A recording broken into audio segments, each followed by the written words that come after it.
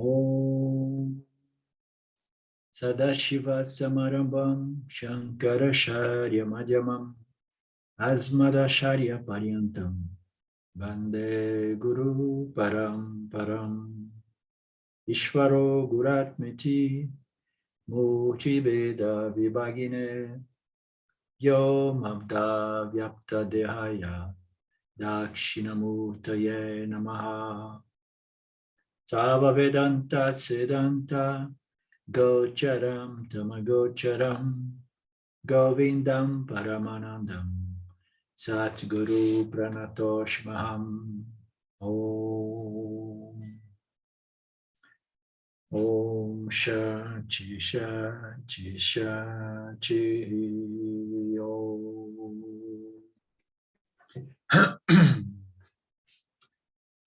Welcome everyone. So we are back with Drsya Viveka, unless we have some questions in regards to any other thing.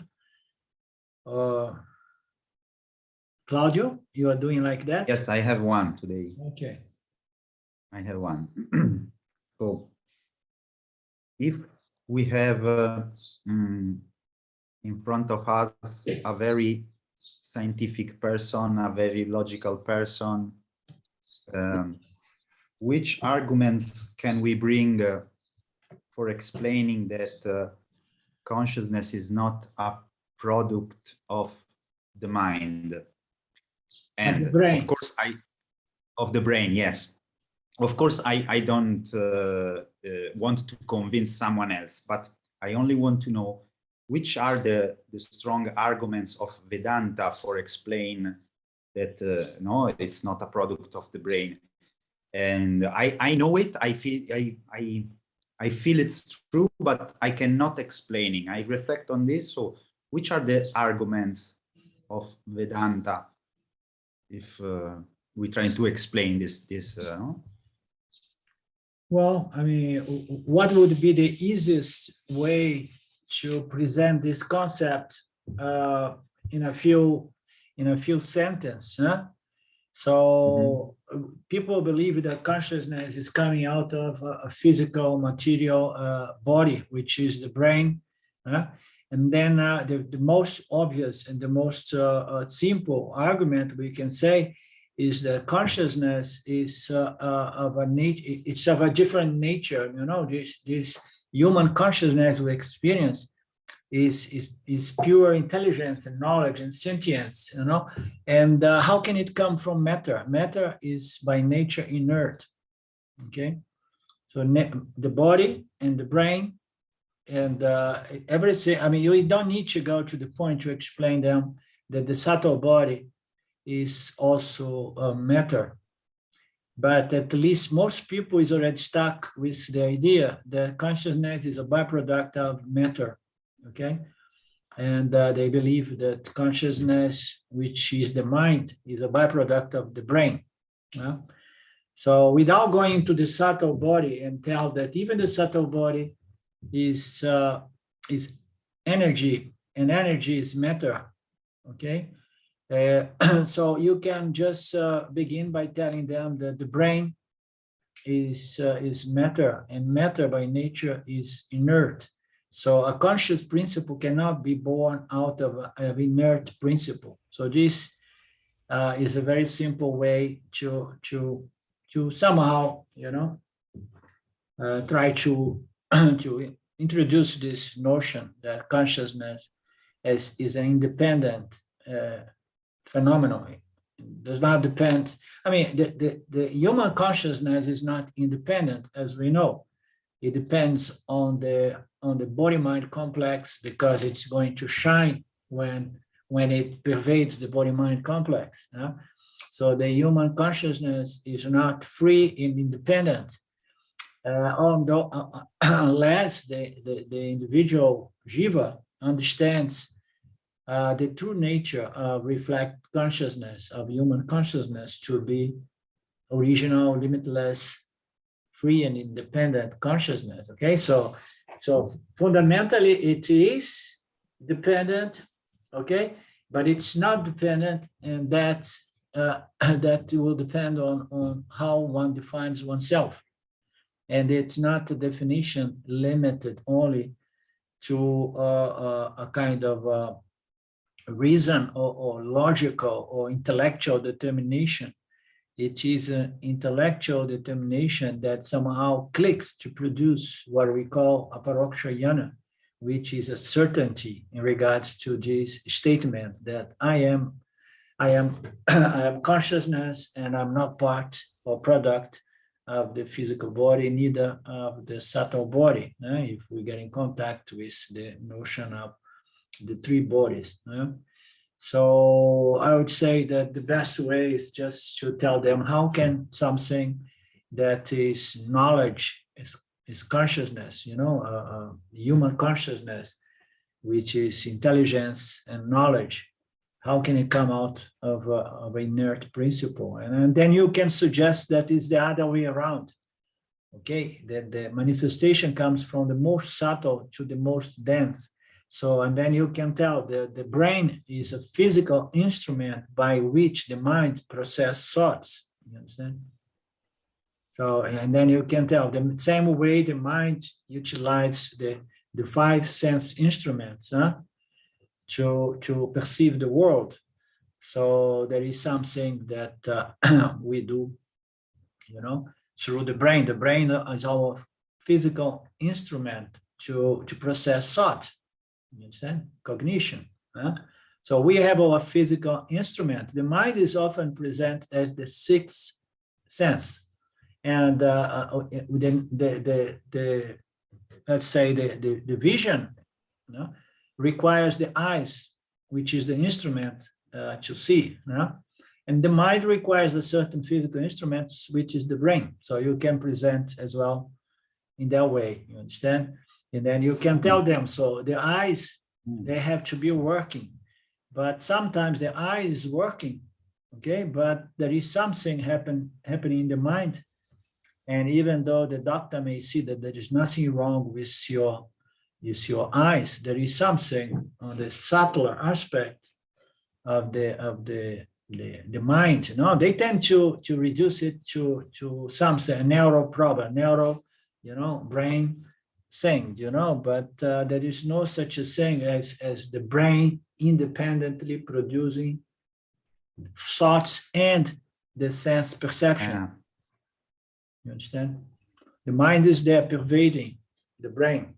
It's not easy to introduce those concepts, but the thing is, you can throw something like that, but you have to see, if you're really interested, you need to do some introductory course, and then you direct him to one of these courses. We have them here, we have them in Shine World. It's very rare to find people interested in self-inquiry, self-knowledge. Very, very, very rare. Yeah, no. It's a miracle that you are, Mark is, Lynn is, and I am. We have a big sangha, a huge sangha here. And Sylvia there in the background. Yeah.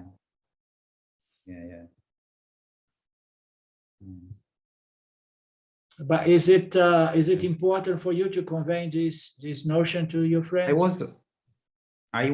No, first of all, I was reflecting on this because, simply for understanding better. With your explanation, I understand that maybe, because I was reflecting on this, Yes, of course, something, consciousness cannot come out from something that is inert. I was also thinking about that. But with your explanation now, I understand it better.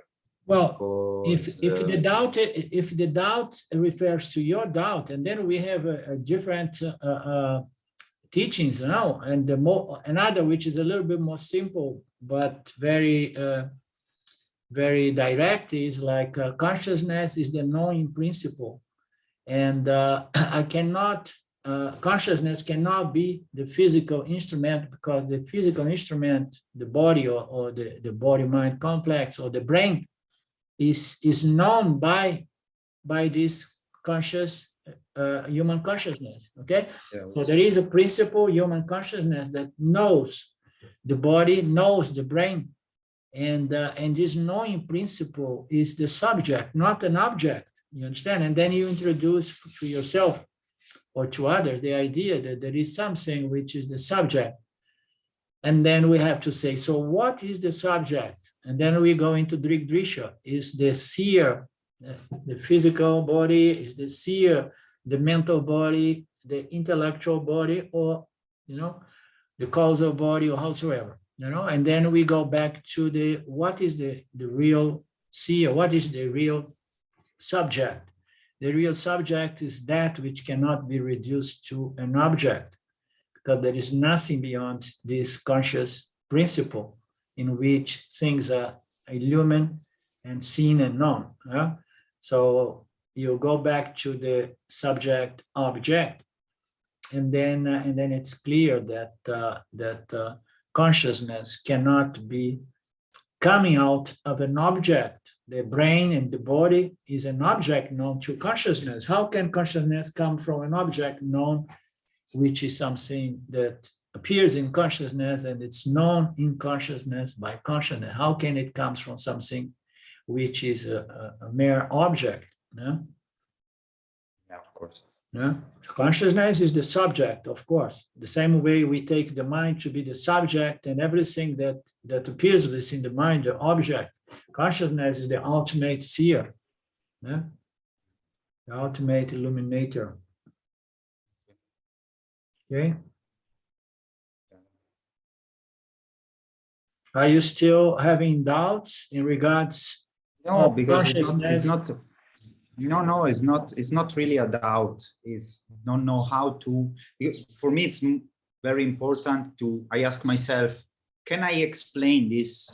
If I can explain this, also if I don't have to talk about this, but if I can explain this, I have understand it. So this is always my way for reasoning. So yeah. And of course also because I do with my students, meditation students, an introductory course of Vedanta. So I'm trying to experiment this. So I don't touch this topic yet. So, but I reflect a lot on wonderful. Since I started to do this little course, I improved a lot in my understanding. Yeah, a lot, because when you try to say, okay, I have to explain what is consciousness. Wow, then you have to, and I cannot be only a student. I get confused. I am sharing the knowledge, as we know, as Swami Paramarthananda and Dayananda and most of our teachers say, sharing the knowledge is an excellent sadhana. You understand? Yeah. Is one of the best sadhanas, because you have to prepare yourself. You have to study a little bit, contemplate a little bit, and then when you put yourself in the position of sharing, and then Ishvara comes and inspires your mind so that you have a better understanding, so that you can convey it, isn't it? Yeah, totally. But it's also true what you say, that it's very difficult, hard to find people that are very interested in.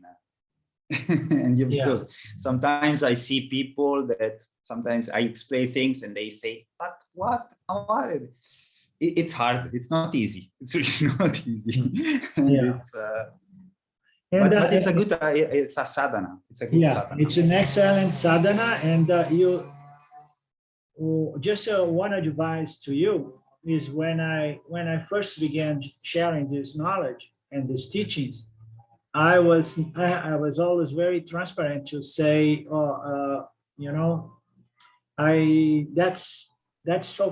that's how far I can share and explain. But there are other teachers that are better than me, So this is a nice way as well to be very clear and transparent, I'm here, I'm sharing this. If you want to get into somebody better, there are other teachers sharing it in other languages or so on, this is an advice that you already give me last year, I think, when I share with you that I have a vāsanāḥ teaching, and you say, if you do it, must be very transparent. And this is the first thing that I say. Yeah. The first thing I say, hey, if you are interested, because of course I talk a lot about Vedanta also. I bring some notion. When I share something in Vedanta, we say that. In Vedanta, we say. So then I start to say, okay, if you want an introductory to Vedanta, we can do this. Yeah, then we want it, okay? And the first thing that I say, hey, this is I'm not yet a teacher. This is my explanation. And I say, I do it because in this way I can understand it better. Yeah. If you are okay, we can go on. And they say, yeah, okay. Right? Yeah, absolutely. Yeah. Okay. It's important. You don't need, nobody presents himself or herself as a teacher. You present as someone who is sharing, who happens to be in a position of sharing it, And then later on, I often say there is no teacher without students. And then if people start calling you, oh, teacher, teacher, teacher, teacher, and then you let them call you teacher, you understand? But fundamentally, nobody should be there claiming I am a teacher. That was my position. Okie dokie. Shall we move on? Anybody else? Yeah.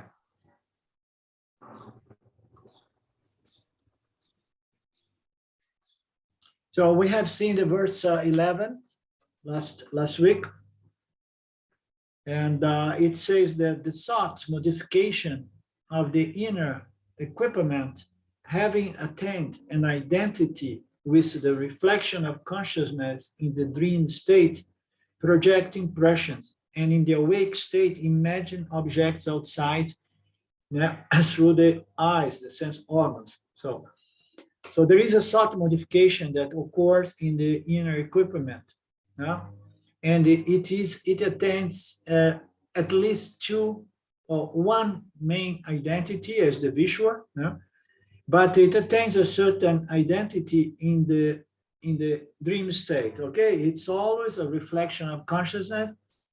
So it's a reflection of consciousness that produces the three states, and then it produces a sought modification that is the identity, the aham. And in the dream state, it projects its impressions. In the awake states, it's imagined objects outside there. So this imagined object, as we have touched a little bit last week, it's very interesting statement, because the objects are there, as we know. They are projected by Maya Ishvara. Of course, it's a magic show. Of course, it's a superimposition of the 5 elements, which are based on the 3 gunas and so on. The energies, they are going to configure this object. But it's there. It's projected. It's not really real, but it's there. And then we imagine objects. Is somehow we superimpose reality to this magic show. We superimpose values. We superimpose reality, because the object is projected. But as we know, everything that's projected is value neutral. There is no value. It's just the physical element, the 5 elements, okay? The 5 elements, the energies, they are there, and they are shaping themselves, okay? And we keep feeding reality and value. And as we know, the same object offers different values to different people. So, and then we covered the small part here of the exposition of Swami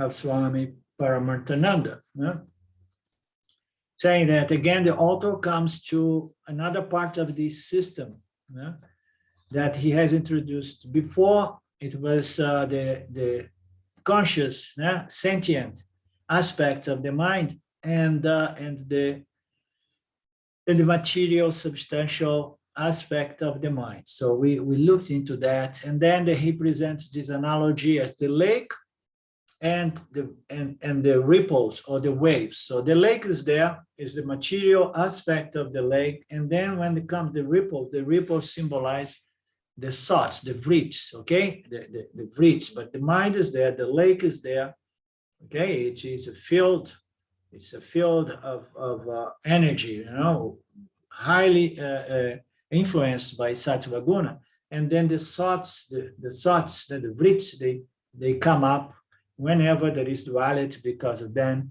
we have the experiencer and the object of experience producing these ripples, these vṛttis, these thoughts, okay? So we had this analogy. The thoughts, the waves are part of the mind, are inert by themselves and subject to the gunas. So everything comes from the gunas, fundamental. The thoughts do not have any power to illuminate any object, okay? So we have a situation here, the substantial aspect of the mind, which is the lake, let's say, it's inert. And then the thoughts that comes, they are just referred as small waves or small ripples on the lake. They are likewise inert, okay? They do not have the power to illumine any object by themselves. Thoughts, the mind itself, the lake itself, plus the ripples, the waves, the thoughts, the vṛttis, they get the power from whom? Mr. or Mrs. Consciousness, pure limitless consciousness, from sākṣī Chaitanya. It lends its existence to the substantial aspect of the mind and to the sentient vṛttis that appear in the mind, but they are not self-contained. They borrow this consciousness, okay? From the sākṣī, just as the mind borrows reflected consciousness, just like the lake has the reflected sunlight, the waves also have the reflected sunlight. Both the mind and the thoughts have the capacity to pull. I mean, it's not that the mind and the vṛttis, it's not that it's really doing something, it's that consciousness has a certain affinity to subtle bodies. And then whenever it pervades the subtle body, it produces the mind, and the reflect consciousness and the vṛttis at the surface of this reflected consciousness. Every thought has reflected consciousness. Of course, this thought plus reflect consciousness alone is called the cognition or knowledge or experience. Any doubt about that? So every thought is only possible in the jivātma, which is reflect consciousness. Those are the vṛttis. Whenever these reflect consciousness are in contact with the world, and then every experience, knowledge, or cognition, memory is there, together with experience. Whenever there is this reflect consciousness, okay. The reflex consciousness is going to produce ripples or thoughts, vṛttis. So it's called Vriitijnanam plus reflected consciousness, okay? So we have this vṛttis of cognition, okay? Thoughts plus reflected consciousness. It happens within reflect consciousness. This cognitive vṛttis, thoughts, happens within reflected consciousness with the jiva-atma. And Vriitijnanam determines the quality of life and thus plays an important role, which the author explains in the following verse. So the quality of our thoughts determines the quality of our life. So do we understand that? Yeah.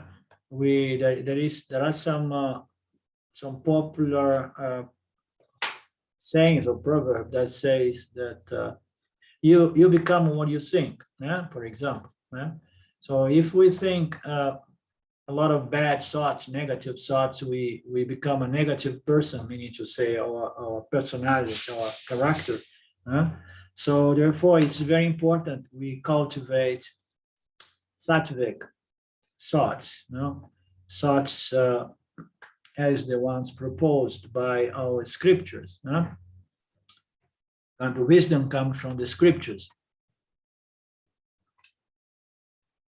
And then in the following, in the sequence here, it was another class, and then he does again a summary that I'm not going to get to go again and again, revising everything, the way that the first five verse introduce this and that, and then the following verse introduce this and that.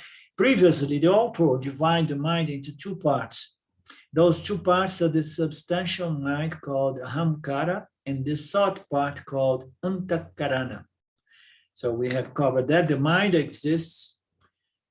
The mind exists in all the three states. We have seen it extensively, but the thoughts rise and fall. So the mind is the same. It's all in there, right? Through the three states of experience. The thoughts, they rise and fall. So what is Swami Paramarthananda trying to say here?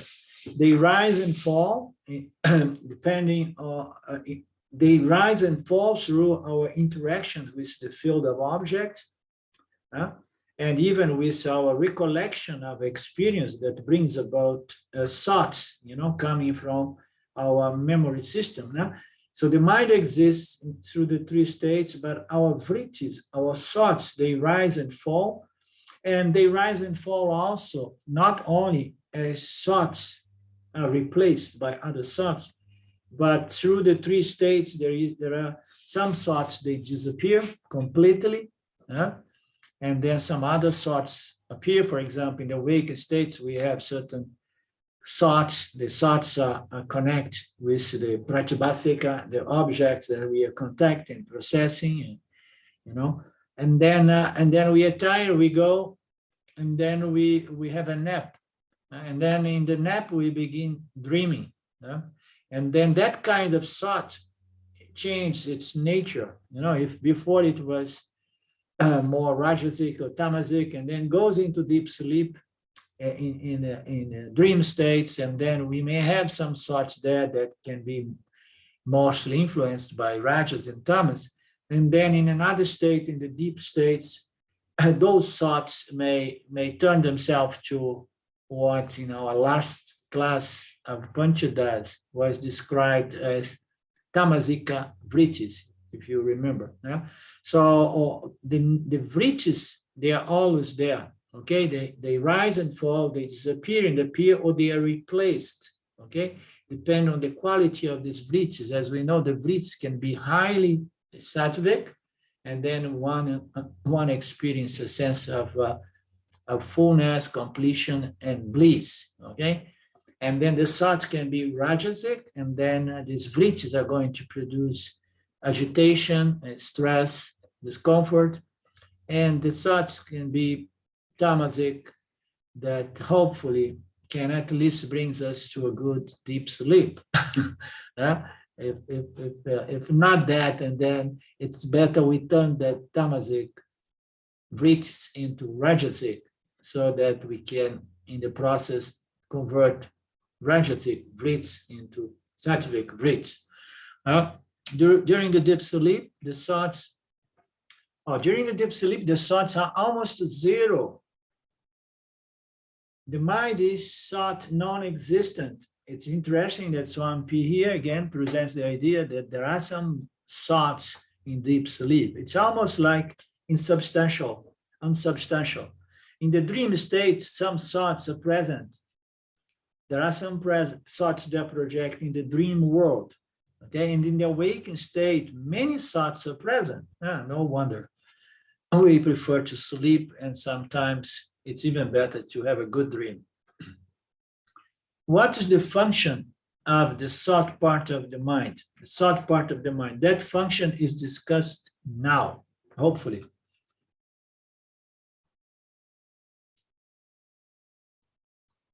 First, the thought. The author points out that the thought part is also inert. So we have the substantial aspect, which is the reflecting medium, the subtle body.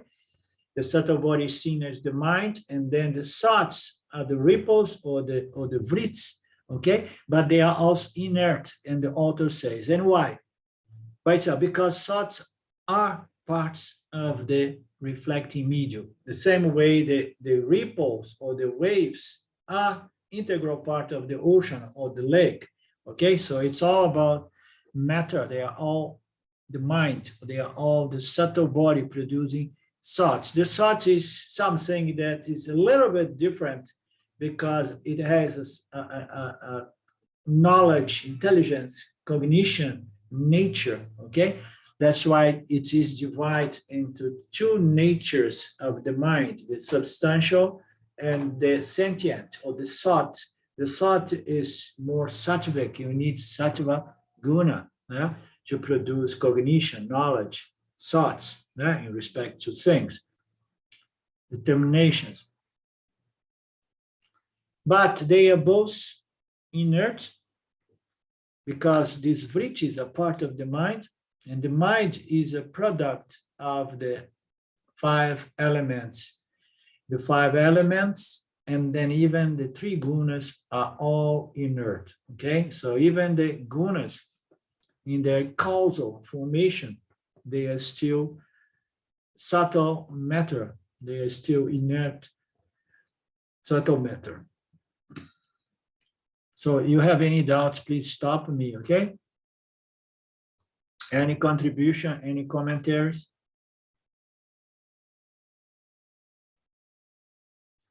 And then we have our traditional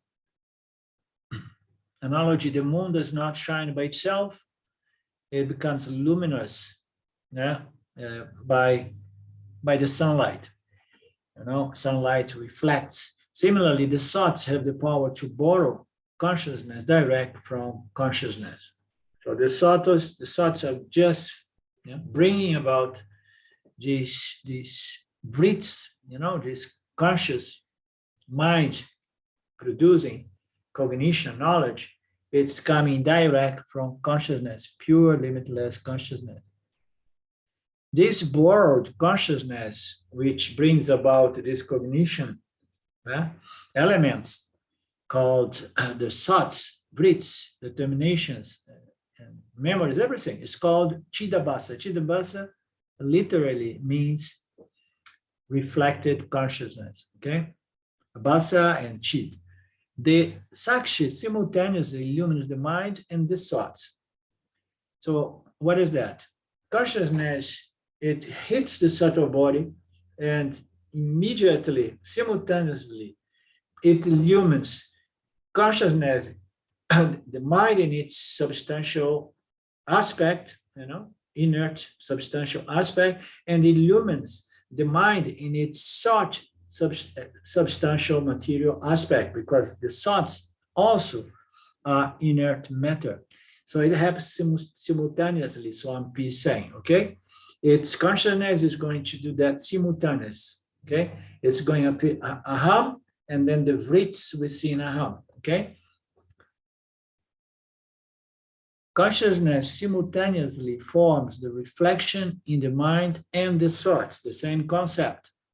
Consciousness is going to pervade the subtle body and simultaneously produce this aham reflection and the thoughts occurring within the aham reflection. I am, and I have all these objects within myself.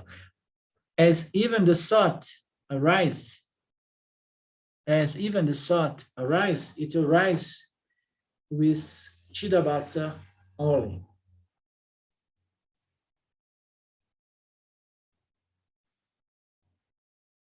As even the thought arises, it arises with cidābhāsa. So what he's trying to say, can anybody help me? As even, I got confused about this beginning here. As even the thought arises, it arises with the reflect consciousness only. Is that what he's saying?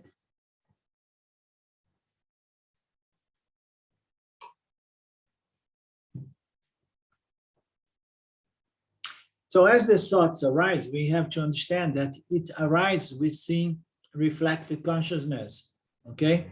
So in other words, there is no thoughts in original consciousness, only in reflected consciousness. And I think we all got that picture.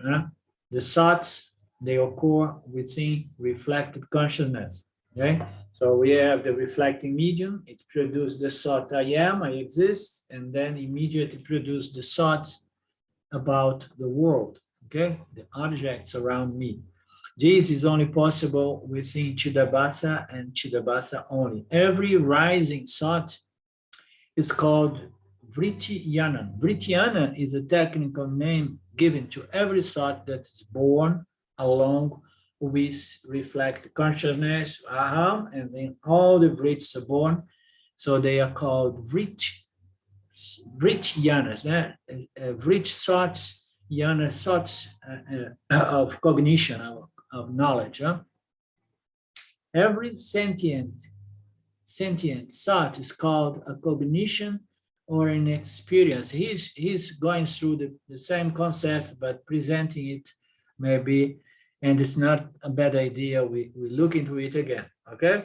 So we have the sentient thoughts. They are like ripples in the mind, and they are called cognition or experience. So it's very interesting because an experience of an object is never apart from the thought, the notion, the idea, and the feel we have in respect to the object.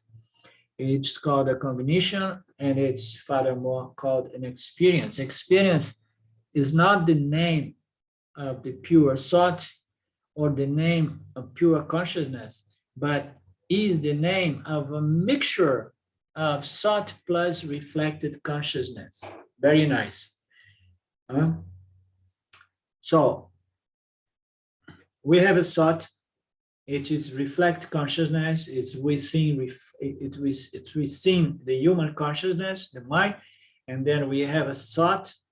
The thought is called cognition or experience, and experience is not the name of pure thought. So a thought by itself does not produce experience. That's what he say. Experience is not only the name for pure thought or pure consciousness, because pure thought or pure consciousness, this pure thought means to say and I don't know if he refers to pure consciousness, original consciousness, or he's talking about the aham, okay? Because for an experience to take place, we need two sorts of thoughts. One is aham and another is idam, a thought about something that I'm in contact with. Now, inside, inner world or outer world. So an experience, when you experience your thoughts or experience a thought that comes with the object you're in contact with.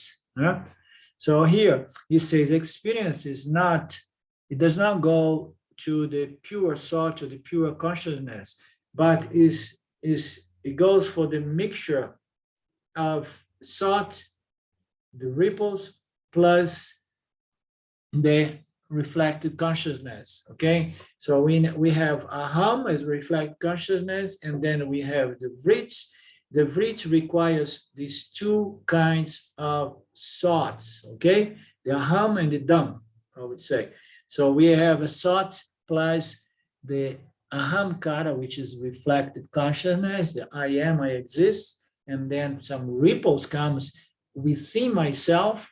They relate to the thoughts / experience I have had before or I'm having now, okay? They are in my memory system, they are in my subtle body, or they are coming from the physical material world. So an experience requires the aham and the dam, thoughts plus the ahamkara, which is reflected consciousness, RC. As even the thought arrives, it forms the reflection of consciousness. And this thought along with the reflect consciousness is experience, okay? So the thought is reflected consciousness. When the thought arises, it forms the reflection of consciousness. Consciousness now appears as an object, okay?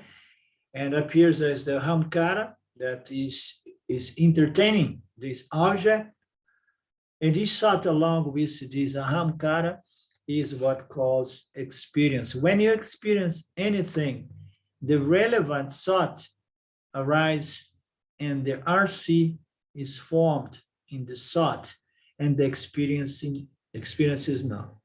When you experience anything, the thought which is relevant to that object of experience arises, and immediately, simultaneously, we have reflected consciousness, which is not apart from the thought of the object. In fact, the thought of object appears within reflected consciousness.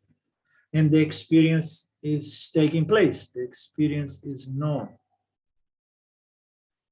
Now, the author now discusses the function of this thought or recognition. Okay, this jnanam vritis. Let's see.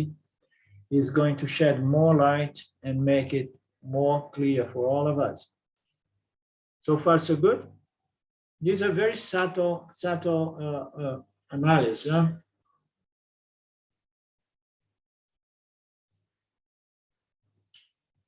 In the deep state, in the deep sleep state, the thoughts are minimal, almost zero, and therefore there are no experience in that state. There is total blankness.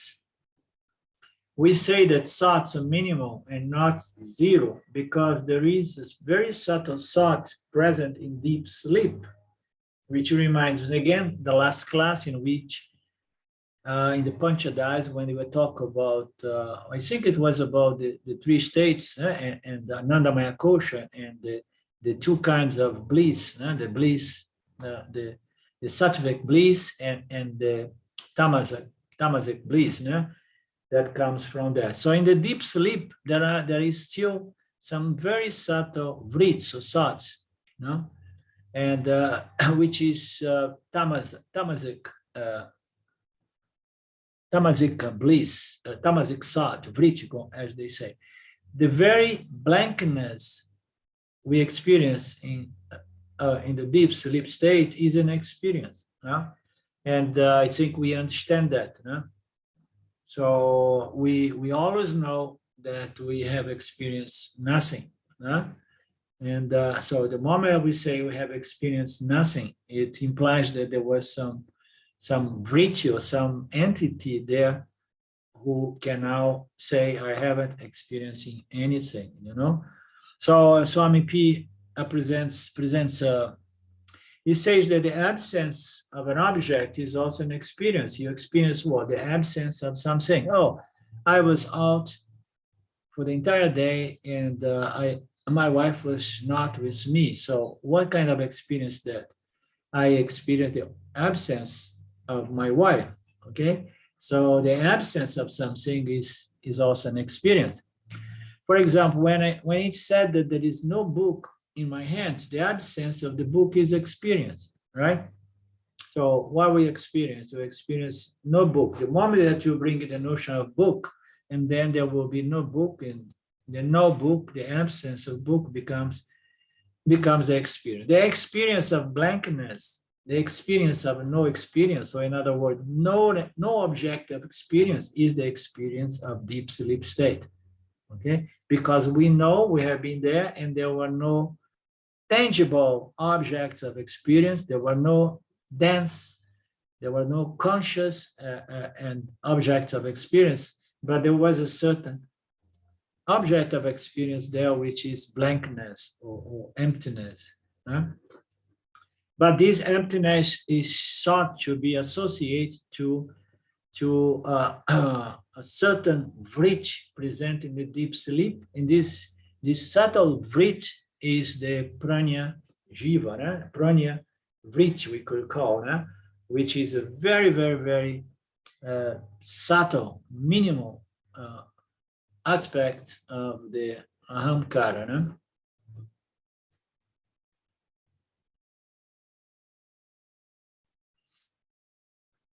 The absence of experience in deep sleep has to be registered in the form of an experience, and therefore it requires a vrit. So there is no experience. We have the term that before. We need two kinds of vrits to have an experience. We need to have the ahamkara, the I am, and then an object of experience. So we cannot experience without those two vrits, as we have said just in the previous paragraph. We need these two aspects. Okay, we need the ahamkara, the I am, and then the vrits of objects of experience. And then it says here that the absence of experience in deep sleep has to be registered in the form of an experience. And if there was an experience, there was a vritti, okay? So they are very, very unique kind of a vritti. Now, one is like I am here, and the other is the absence of object of experience, which is by itself an object of experience, okay? Emptiness or non-duality. Yeah? My take is that we enjoy deep sleep because we experience non-duality. There is a certain experiencer there, and the experiencer is not bothered much by the thoughts, the conscious thoughts, which are subject to desires and fears and aversions. And then it is at rest. And then it experiences something that we all love, which is the absence of duality. There is no problem when there is no subject-object interaction.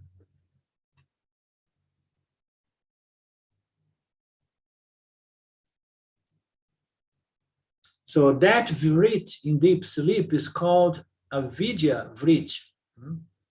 Tamasika vrit, we could say as well. Avidya vrit, total ignorance. Karana Shahira Vrit, Nidra Vrit. So there are several names that point to this fundamental Vrit of the Pranya Jiva. And that it's basically the Vrits that make this entity an experiencing agent. In deep sleep, the thoughts are minimal, but not totally absent. There is a thought registering the blankness. As seen in Dakshinamurti, the awaker is able to recollect the experience of the absence of experience in deep sleep. This is one of the most subtle aspects of human experience, is this experience that can only be consciously registered in recollection, in retrospective, when we look back and in retrospective. I know I have experienced something while I was sleeping, and what have I experienced? Oh, peace. Peace. Peace is a good name for deep sleep. So, which means there was nothing there reducing desires and fears. Desires and fears are the stressors, and they occur when there is duality. When we interact with object. Shall we move on?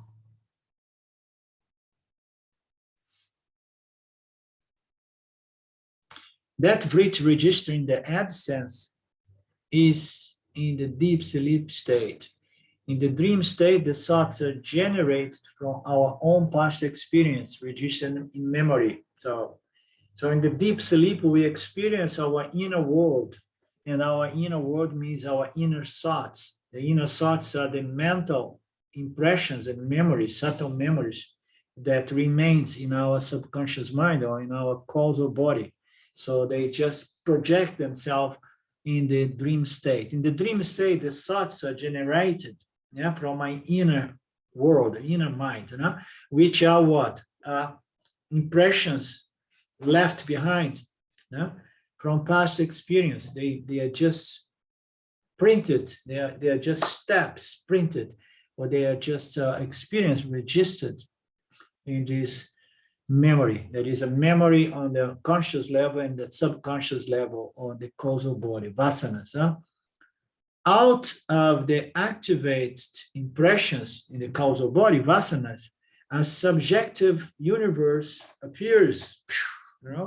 So it is our inner creation. It's amazing. We don't do anything about that. Ishvara does that for us, but it seems that it's good for us to dream. Some people say you dream so that at least you release something, and you get it all off your system sometimes.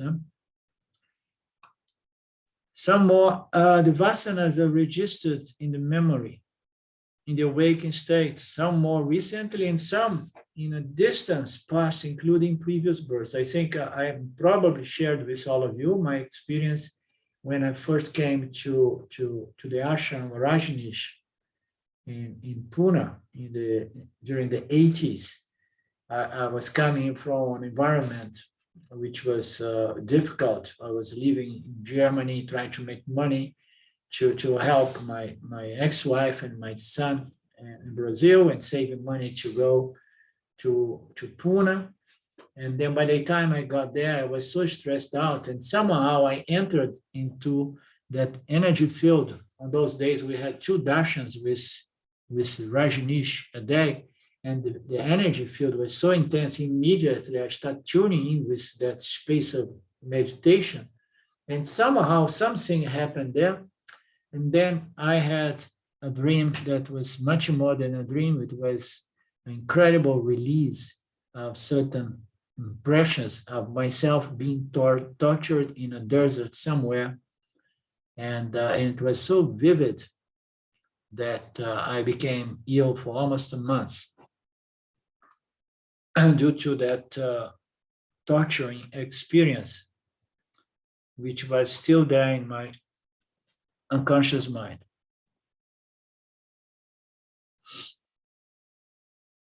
Thus, the dream experience is created by the thought part of the mind. So the dream thoughts, the thoughts of memories, the mental emotional impressions, they were retained because everything is retained somehow. It's retained consciously or in the subconscious, okay, as the basement of our conscious mind.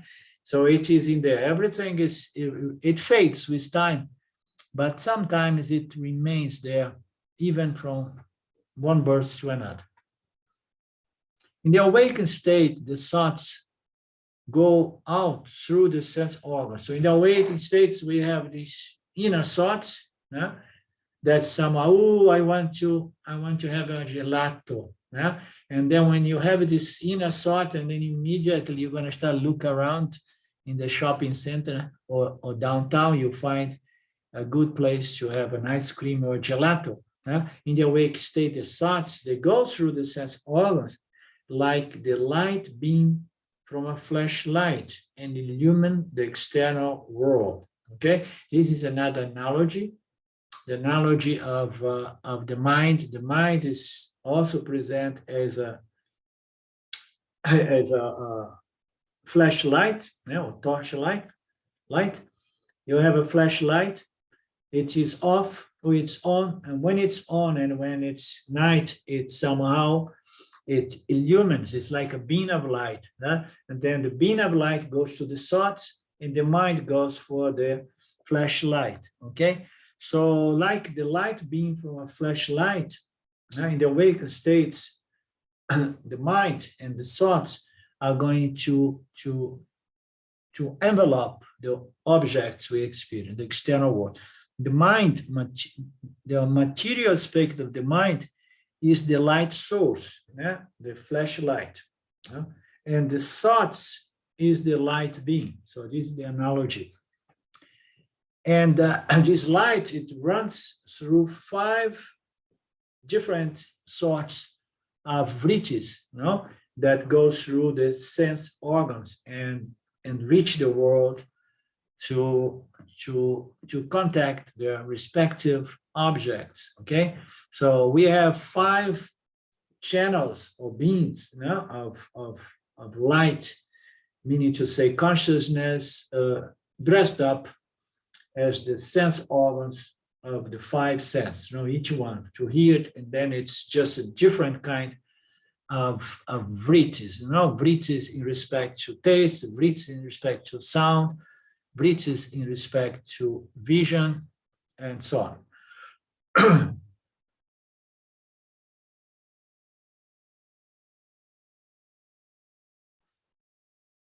Whatever is in the field of these 5 beams of consciousness, dressed up as the 5 senses, represented by their respective vṛttis, contacting their respective objects, whatever is in the field is going to be captured and experienced by the mind. And thus the objective external world is experienced. So he's explaining how we experience. And he explained that we need to have a vṛtt, two natures of vṛtt, the substantial aspect and then the sāt aspect.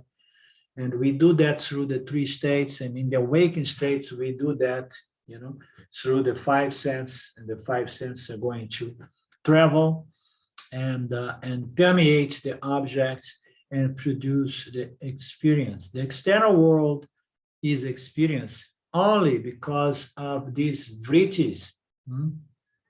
So the mind, can there be an experience without the mind? No. In deep sleep, there is no experience, real, conscious or tangible, dualistic experience. So we need the vṛttis. We need the reflect consciousness as the ahaмкara and the vṛttis that comes from one's inner subjective mind or outer as we interact. And then a cat comes and then I have a cat thought. A cow comes, I have a cow thought. Or I'm just there trying to meditate and then the cow comes into my mind and then I'm experiencing my inner cow. The external world is experienced only because of vṛttis. The internal world is experienced only because of vṛttis. Vṛttis are responsible for the subject world as well, just as I'm saying here. Vṛttis are also responsible. They are memories, they are impressions. They are going to produce our subjective world of dream and also daytime dream. And the objective external world is responsible for the vṛttis in the awakened state. Once the vṛttis are dissolved, the world is not experienced. Okay, so how are the vṛttis going to be dissolved? So the individual die, and then there is no ahaмкara with fully means or instrument of experience available. And then there are no vṛttis, and then there are no experience. The vṛttis were dissolved. The world is dissolved in the sense it may be there, but it's not experienced. And then we know that when we go to deep sleep, and then the vṛttis are dissolved, there are no vṛttis in there, and then the world is not going to appear. And we know that the vṛttis can be dissolved in certain states of samadhi as well, and then we experience a different kind of well-being or satisfaction or peace or ananda, when the mind is properly resolved, in a very sattvic condition on which one experiences the nature of the mind, which is pure, limitless consciousness is experienced, and then we have a sense of our true nature as Purna. So when the mind goes blank, the world may be very much present, but it's not experienced. Vṛttis are responsible for the world that we experience. The threefold world, the world of the three states, the threefold world, meaning to say no world, internal world, and external world, the three states, the causal body experience no world, our internal world, the subtle body experience our inner subjective reality of thought, and the external world being experienced through the physical body. They are all, the three, only experienced because of vṛttis. We need ahaмкara vritti and idam vṛttis in these three states as well. The sāt part of the mind also functions by its association with the reflected consciousness. So, and again, reviewing this concept, the sāt part, the sentient aspect of the mind, the vritti part functions only within the scope of reflected consciousness. Without cidābhāsa, without the aham, there are no thoughts on the surface of aham appearing as those vṛttis. vṛttis produced by our inner memories, or vṛttis produced by our interactions with the field of experience.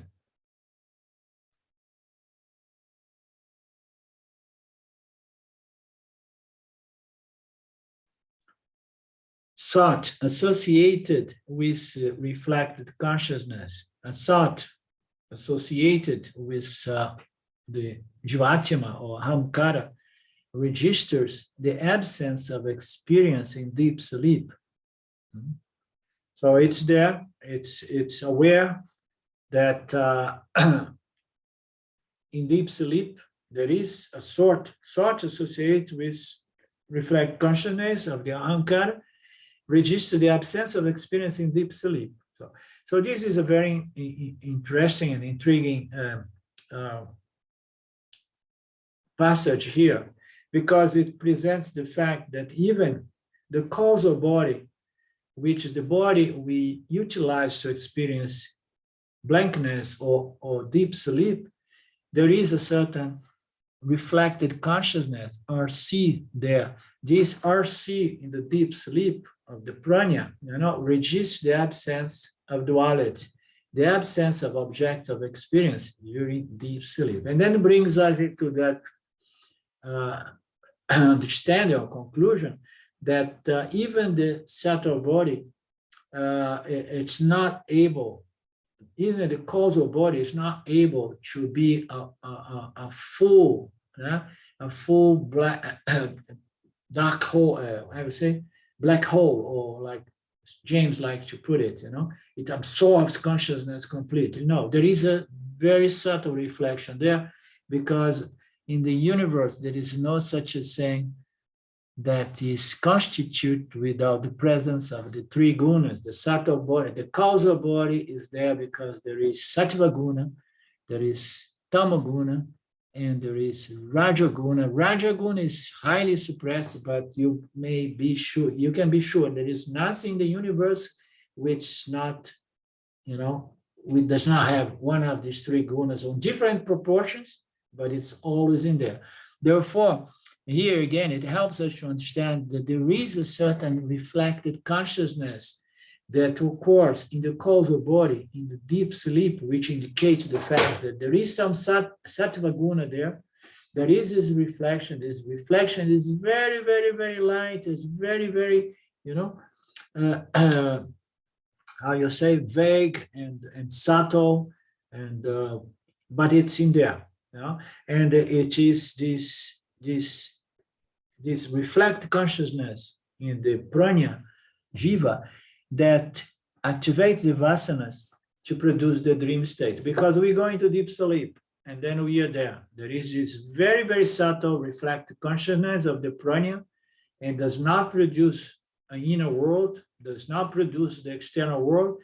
And then when we see after a certain period of deep sleep, some ripples start occurring, and then the prana jiva becomes the taijasa jiva.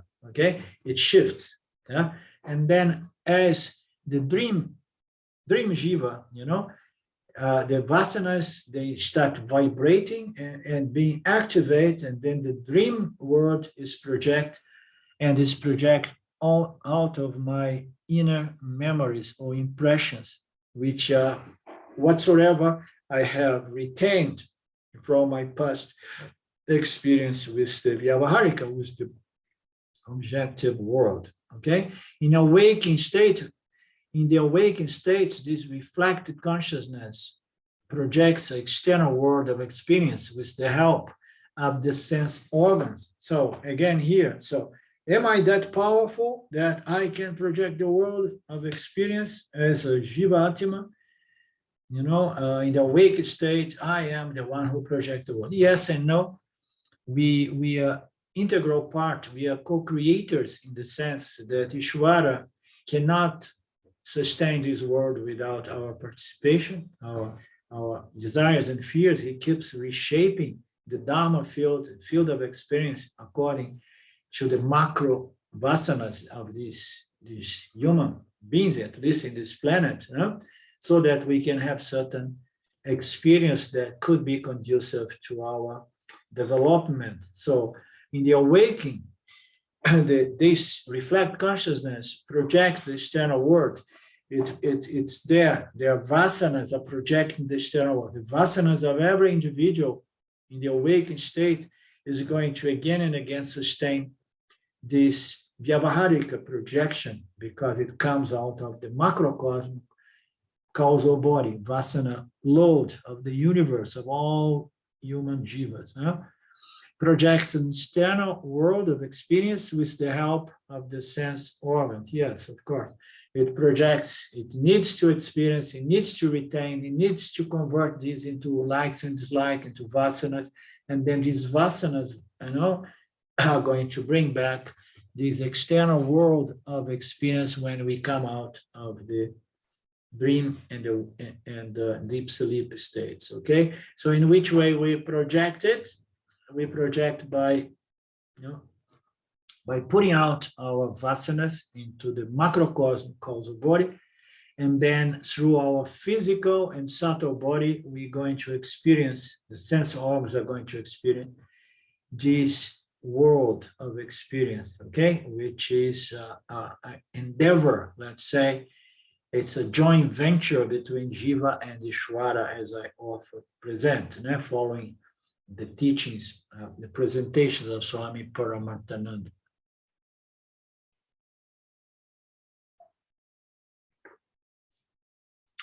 What are you saying, Claudio?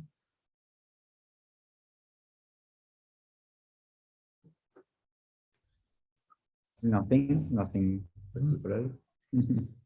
Do you really appreciate this great talks of ours? Of course. Do you like it? Yeah, of course. If we send this to some friends, they are going to say, what are you talking about? You guys are crazy. Yeah. Huh? But somehow we have a strange vasana. We have a vasana for this spiritual knowledge. We appreciate them. Okie dokie. So we meet again next Monday. And next week, I may need to change our class of Drsya for Wednesday, because I have to do some exams in Brasilia. As you know, we live far away from Brasilia, far away, 4 hours by car. And certain exams we need to drive all the way there. And I only got a clinic that can do it on Thursday. So I check with you guys Monday, but it would need to be on Wednesday. Okay. Okay. Anything else, Mark or Lee? Yeah, very nice, Alindo. Thank you. After Monday's Panchadasi class, I spent a lot of time thinking about vrittis, and this class has been fantastic, really confirming some of my thoughts. Wonderful. So I really appreciate that. It seems that these two texts are somehow merging and supporting one another. Working in synchronicity, definitely. Yeah. Okie dokie. Om Purnamada Purnamidam Purnamudachyate Purnasya Purnamadaya Purnamevavashishyate. Om Shanti Shanti Shanti. Thank you, Lord. Thank you, my friends. We meet again soon. Namaste. Arrivederci. Goodbye. Thank you. Ciao, ciao. Ciao, ciao. Thanks. Bye now. Bye.